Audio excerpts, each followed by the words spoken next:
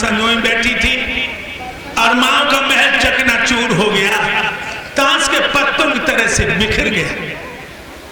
कंस कहने लगा, बहन अपने भैया के अंतिम प्यार को स्वीकार करो, तुम्हारा भैया तुम्हारी जिंदगी लेने जा रहा है। बहन कहने लगी, भैया अबे तो खुशी खुशी विदा कर रहा था, एक पल में क्या हो गया, सारी मंडली हिल गई। कंस कहने लगा, तूने आकाशवाणी नहीं सुनी? तेरा 8वां बेटा मेरा काल है, ये देवताओं ने भविष्यवाणी की है, और जब हम तुझे नहीं रखेंगे तो मेरा काल पैदा ही कहां से होगा। देवकी कहने लगी, भैया मेरी जैसी अभागिन बहन तेरे जैसे भैया को मौत पैदा करेगी तो हमें पैदा ही नहीं होना था, पैदा भी हो गई थी तो मर जाना था। भैया मार दे मेरी गर्दन में तलवार, अब मैं जीना नहीं चाहती। जो कंस ने तलवार उठाई, बसदेव ने पकड़ ली झपट के भोजराज कंस की कलाई। ठहर जाइए भोजराज कंस, मेरी कलाई को छोड़ दे।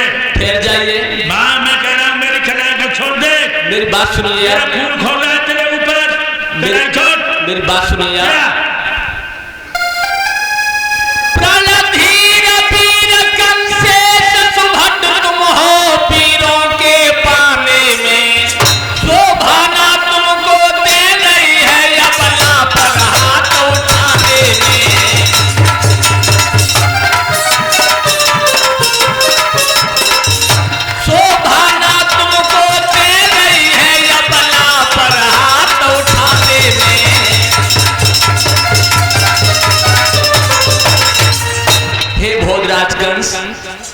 तुम्हारी तलवार ने बड़े बड़े बहादुरों का लोग चाहता है, एक बहन के खून से तलवार की प्यास को बुझा देना तुम्हारे जैसे क्षत्रिय को शोभा नहीं देती। जानता, हाँ जानता हूं, लेकिन बिना स्वार्थ के पाप नहीं होता, बिना स्वार्थ के पाप नहीं होता।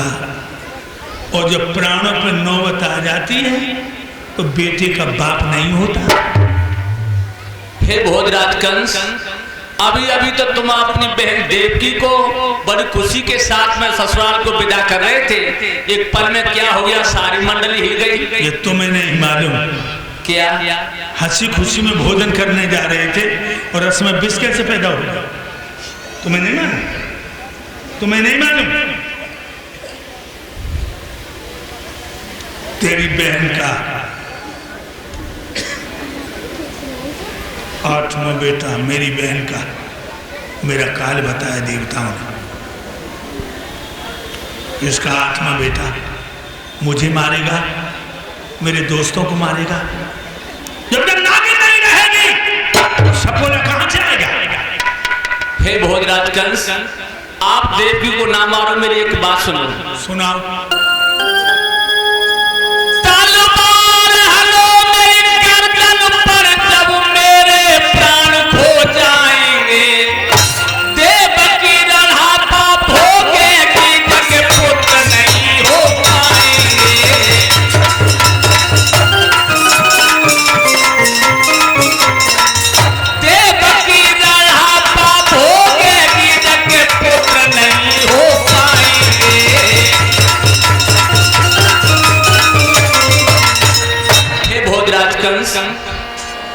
आप देवकी को ना मारो, देवकी के बदले महाराज तुम मुझे मार दीजिए।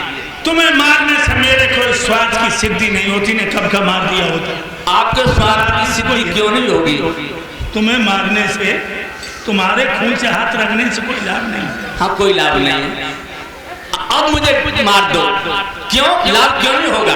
नहीं तुम चाहते तो क्या तुम्हें मार दूं? मेरी बात सुनिए, हम अपने जब गंदे खून से हाथ गंदे नहीं करेंगे। नहीं, देवकी के बदले तो मुझे मार दो। आज गंदे खून से हाथ रंग लो तुम कि अब अगर तुम्हें शंका है ना इसका जो 8वां बेटा पैदा होगा तुम्हें शंका है तो मुझे मार दो। मरने से तो खून के हाथ लिस जाएंगे, कोई परेशानी नहीं, जान तो बच जाएगी आपकी। लिस जाएंगे? लिसना क्या होता है?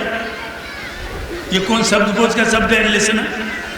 तो मुझे मार दिया। लिसना कौन शब्दकोश का शब्द है बता? तुझे मारने से क्या लाभ है? जब मैं ही मर जाऊंगा तो देव की विधवा हो जाएगी, इसके संतान नहीं होगी। इसीलिए तो कहा तुम अपनी अकल से पैदल हो। मतलब ये जरूरी नहीं है जो औरत का पति मर जाए वो औलाद ना पैदा कर सके, ये जरूरी नहीं है। मैं अपनी बात बनता बन लता जेन तके कुल जात और इनके जो अब निकट है जो 22 लपटा। विद्या को ब्राह्मण पढ़े या बेहतर, अगर पढ़ेगा तो विद्या आएगी, परहेज नहीं करेगी। बन की लता, जो वन में बेल होती पास ही पेड़ होता उससे लिपट जाती है। और बनता औरत, औरत कभी जात पात नहीं मानती, औरत जात पात नहीं मानती। विद्या बनता बन लता जेन तके कुल जात और इनके जो अब निकट है जो 22 लगता। तो ये जरूरी नहीं कि तुम मर जाओगे तो देव के बच्चे नहीं पैदा कर पाएगी। हे भोजराज कंस, अब कुछ भी हो, चाहे मार डालो चाहे कुछ भी करो, मैं आपके सामने, मैं अपनी आंखों के सामने अपनी प्रेम की भलबगिया को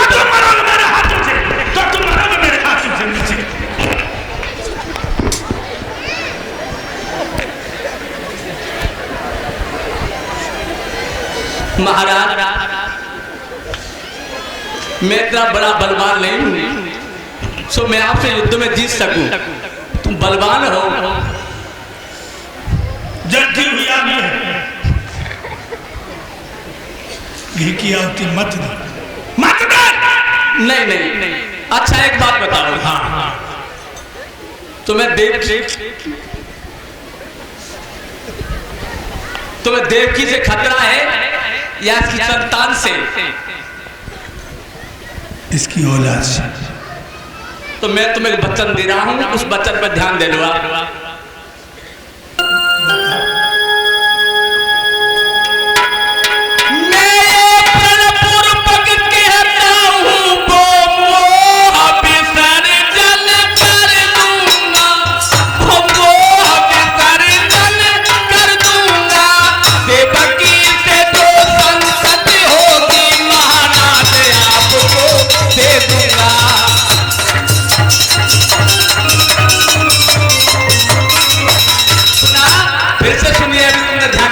सुनाओ।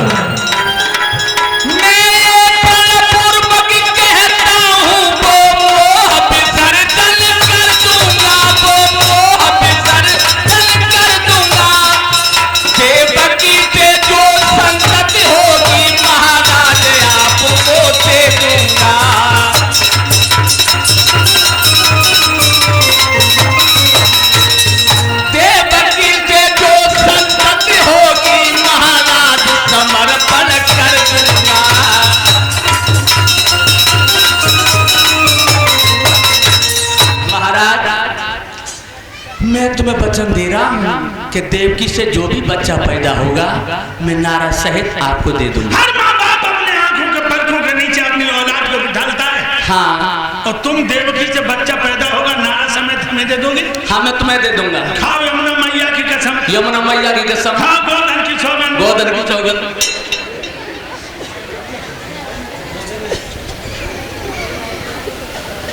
अब तुम बटेश्वर नहीं जाओगे तो कहाँ जाए? इसी मथुरा में मेरा एक महल है। हाँ। उस महल में नजर कैद रहोगे तुम दोनों। जो आपकी आज्ञा महाराज। मेरे भक्तों, आज उसी महल में रोक लिया है बसदेव देवकी को कंस ने। बिठूर का पहले स्नान करवाया, फिर आकर के महलों में पदार्पण करवाया। मेरे भाइयों,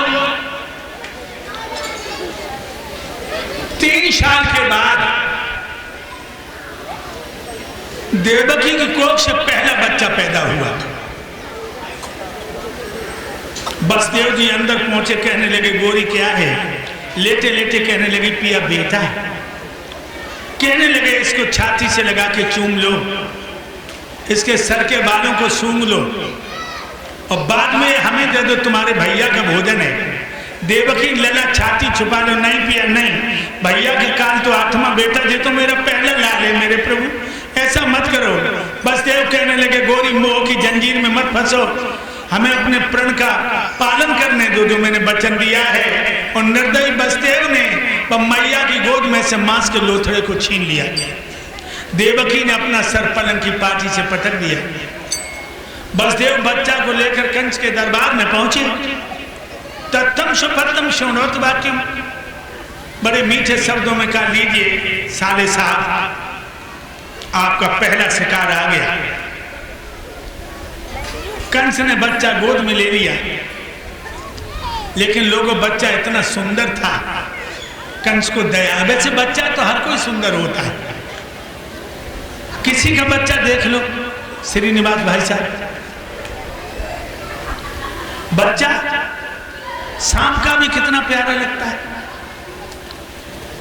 बच्चा को देखते रहे कंस, फिर बोले बहनों साहब, हमारी बहन ने बच्चा हंस के दिया कि रोके।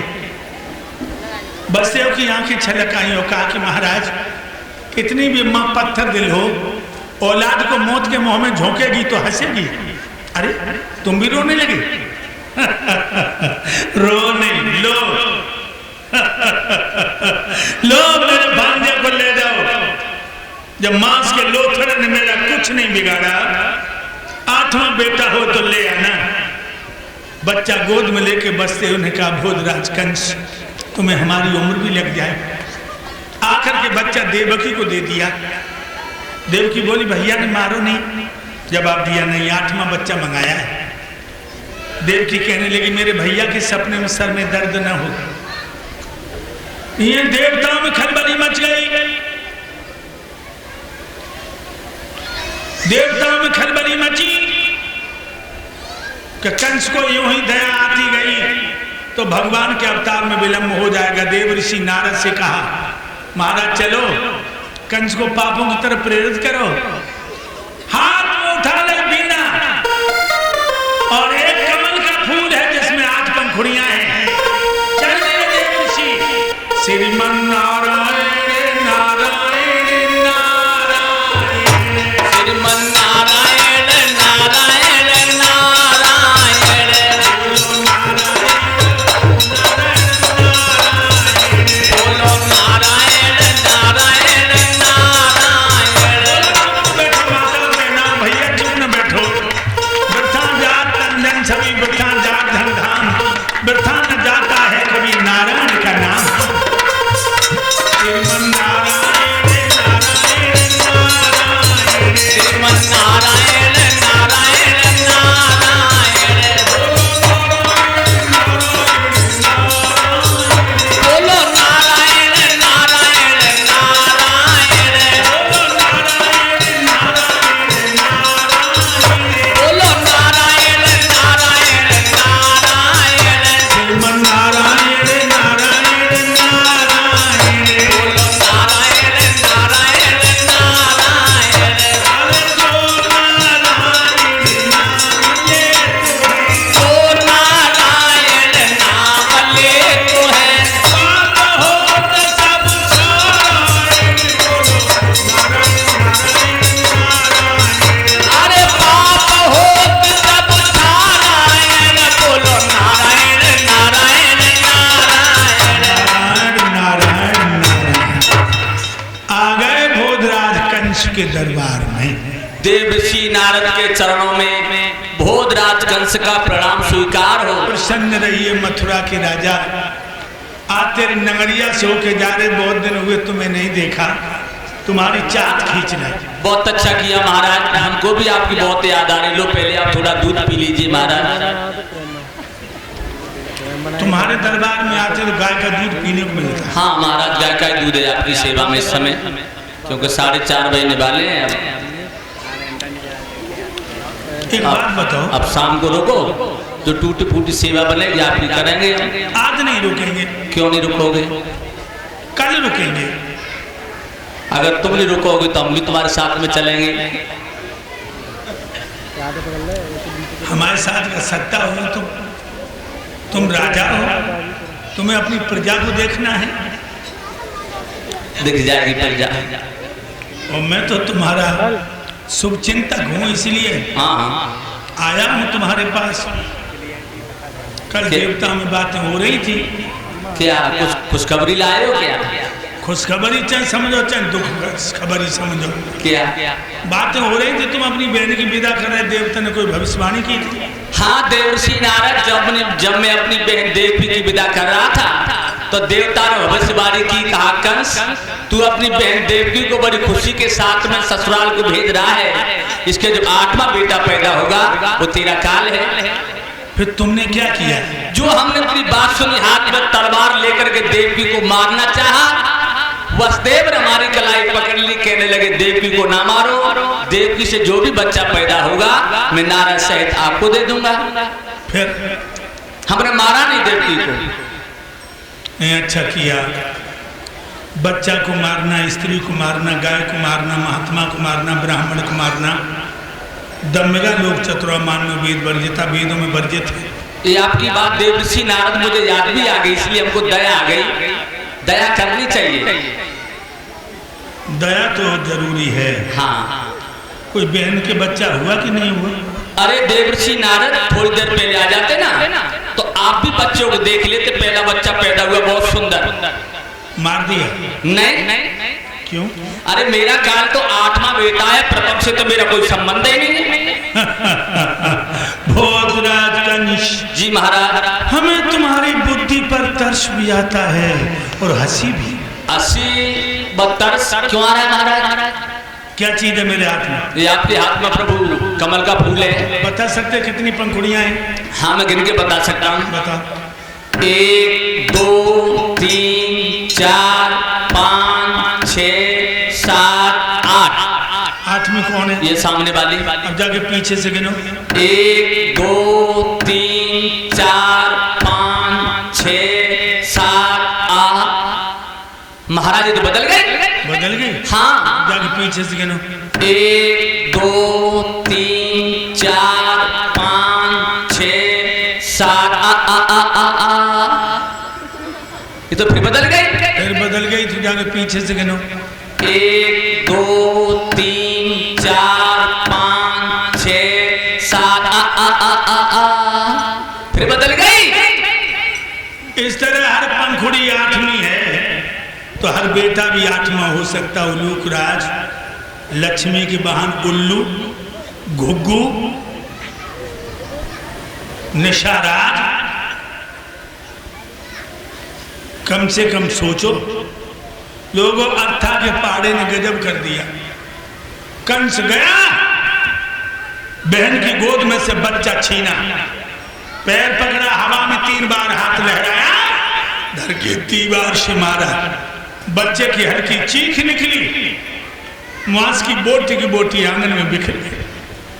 पैर पटकता हुआ चला गया।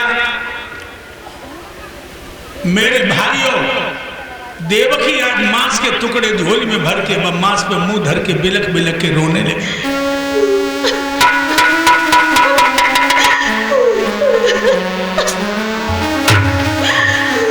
मैंने खोई दियो पाकर किसी को, याद लग जाए जिंदगी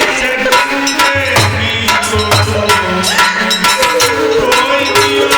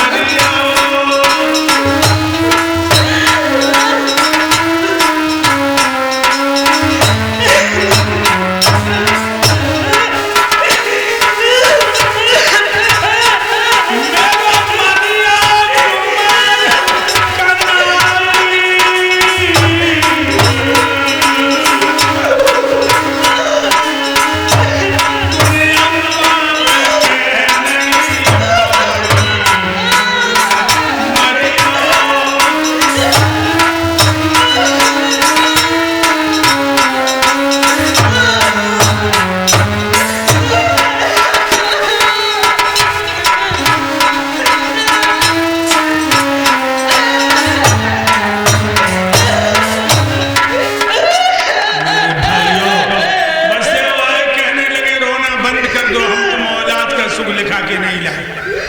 एक ही नहीं, कंस ने 6 बच्चे मार डाले। और इधर में अंकित यादव गांव कुशालगढ़ के रहने वाले गुरुदेव जी को 101 मुद्राओं से सम्मान कर रहे हैं। भगवान सुख और शांति दे। और एक विशेष सूचना, जो भैया जोड़ों के दर्द से दुखी हैं, श्वास से परेशान हैं, गैस से परेशान हैं, हमारे साथ में बैठ जी महल टिकट जिला हरदोई के रहने वाले हैं। ऊपर कॉलेज पर कमरा है, वहीं पर बैठ जी बैठे हैं। 3 मर्ज की गारंटी की दवा देते हैं, जोड़ों के दर्द की दवा, गैस की दवा, श्वास की दवा। मेरे भाइयों, 7वां गर्भ आया, भगवान की माया ने काम किया, वो रोहिणी की गोद में पहुंच गए, बलराम नाम पड़ा। अब 8वें गर्भ की बारी है, कंस के यहां तैयारी है, काल कोठरी में बंद कर दिया है। इधर राजा कंस का दिने दिन चित्त उदास हो रहा है। इधर देवकी को 10वां महीना पूरा हो, अंत में कौन दिन आ गया, कौन रात आ गया। भादों की रात अंधेरी है, कुंदन की तनकर मिटनी है।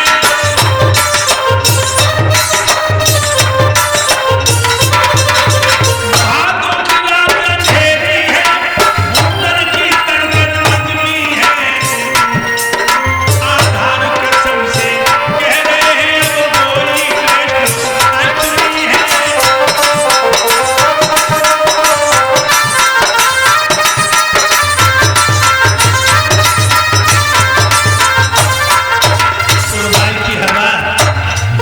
छोटी बुनियन की फुहार, जुगनू चमक रहे, मोर बोल रहे, पपिया बोल रहे, कोयल कूक रहे।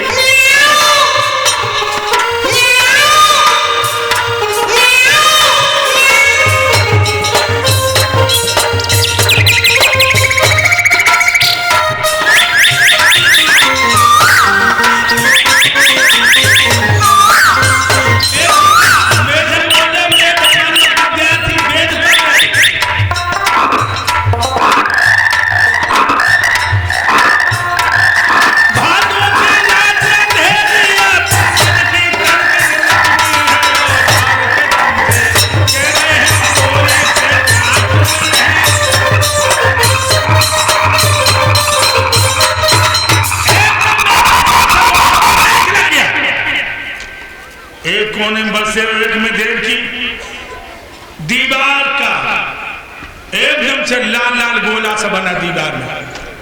बस देव की आंखों में झपका लगा, गोला बढ़ता चला गया, बढ़ता नौजवान की आकृति में खिंच गया। चौड़ी छाती, 4 भुजाएं हाथी जैसी सूंडें, शंख चक्र गदा पद्म हाथों में, पतली कमर सुडोर जंगा है, गले में कौस्तुभ वेदंती मालाएं और पैरों के पास में बड़े बड़े अक्षरों में लिखा था, अहम ब्रह्मास्मि, मैं ब्रह्म हूं। बस देवकी के दोनों हाथ जुड़ गए। हे भगवान, हम बैकुंठ में, बैकुंठी यहाँ चल के आओ। जब कुथरिया में कल से 6 महीने झाड़ू नहीं लगवा, दीना ना जा में कहा करबे को है। भगवान बोले, हे बसदेव देवकी, तुम मेरे सच्चे भक्तों में से हो, सेवा करवाने नहीं आया हूं, तुम दोनों की सेवा करने आया हूं। हथकड़ी बेड़ियों का जेवर एक दिन में तोड़ूंगा, कंस को खाक में मिलाकर छोड़ूंगा।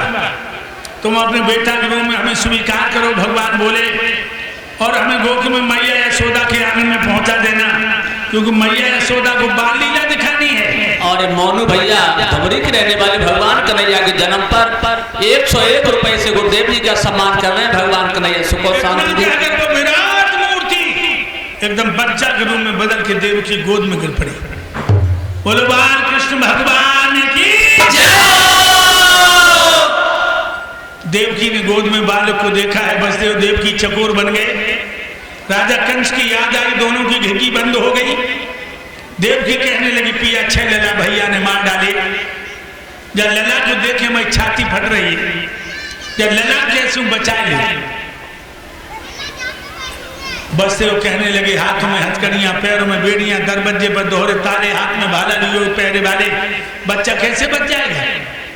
देवकी कहने लगी, हमें एक बात याद आ गई, गोकुल में तुम्हारे भैया रहते नंद, ध्यान रखना, नंद और बसदेव चचा ताऊ के थे।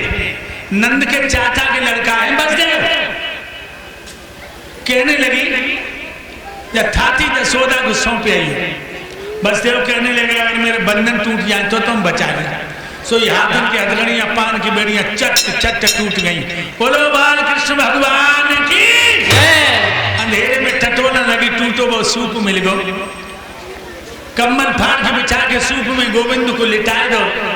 और जब जब सूप देवकी ने दो बसदेव को तो कन्हैया के होतन को चूम लो, जा बेटा तुम नीके रही हो, सियाने हो जा जब मैया की जेल कटवा जाइए।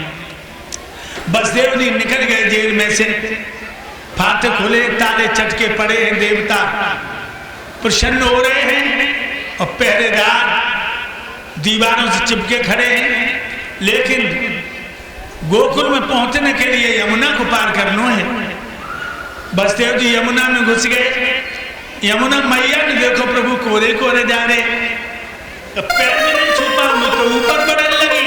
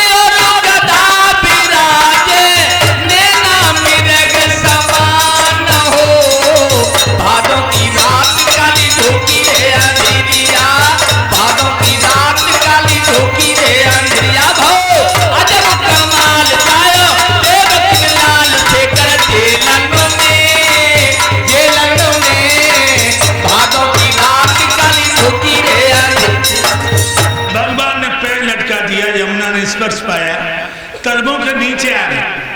भगवान को लेकर के बसदेव जब यशोदा के आंगन में पहुंचे, भक्तों वहां भी एक कमाल हुआ। यशोदा की एक बेटी पैदा हुई। वो बेटी भी चुप लेटी है, सोती सोती लड़की हो गई। बसदेव ने लला लो मैया से लिटाया था और बिटिया उठा के सूपम धरी और दबे पाए निकल आई।